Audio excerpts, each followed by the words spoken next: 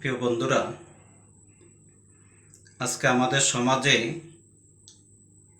কিছু কিছু যুবক ভাই আছে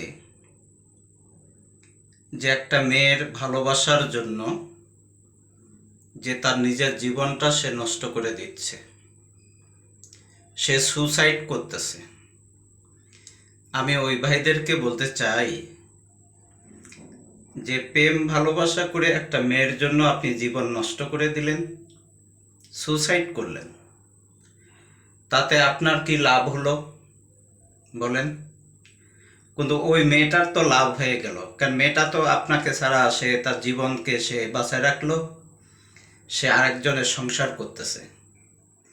কিন্তু আপনি ছেলে হয়ে একটা মেয়ের কারণে আপনার জীবনকে আপনি নষ্ট করে দিলেন।